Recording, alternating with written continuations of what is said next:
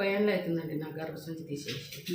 అయితే 30 ఏళ్ళ నుంచి నాకు ఏ ఇబ్బంది అనిపించలేదు. పోయిన సంవత్సరం మే నెలలో కొంచెం వాసన లాగొచ్చి మైలలాగా అవుతుంటే డాక్టర్ దగ్గరికి వెళ్ళాను. నేను చెప్పిన దాన్ని బట్టి వాళ్ళు మందులు రాశారు ఆ డాక్టర్ గారు. అయితే తెచ్చుకున్న ఒక నెల రోజులు ఆడినా కానీ మళ్ళీ అలాగే అయింది.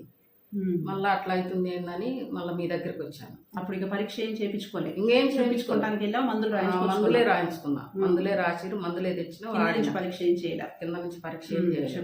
మీ దగ్గరికి వచ్చినాక మీరు పరీక్ష చేసి గడ్డు ఉందని చెప్పారు. కింద పరీక్ష చేసి గడ్డు ఉందని చెప్పారు. చెప్పిన తర్వాత బయాలజీ చేయించుకోండి అని చెప్పారు. బయాప్సీ చేయించుకుంటే గడ్డు ఉందని వచ్చింది. దాన్ని పరీక్ష చేస్తే క్యాన్సర్. ఇప్పుడు నీకు తెలుపు అయిందా? తెలుపు ఎరుపు రెండు కలిపి? తెలుపు అయింది, ఎరుపు అయింది, రెండు కలిపోయింది.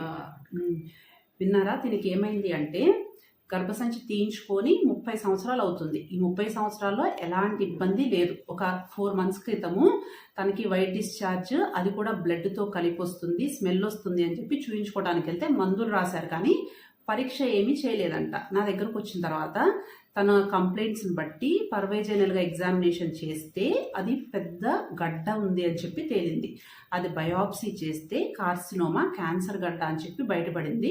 ఇప్పుడు తను కీమోథెరపీ, రేడియేషన్ థెరపీ చేయించుకుంటూ ఉంది.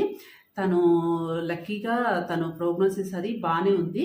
మెయిన్ చెప్పదలుచుకుంది ఏంటి అంటే గర్భసంచి ఆపరేషన్ అయిన తర్వాత కూడా దాని భాగం కొంచెం వాల్ట్ దగ్గర కూడా క్యాన్సర్ వచ్చే ఛాన్సెస్ అనేది ఉంటుందన్నమాట.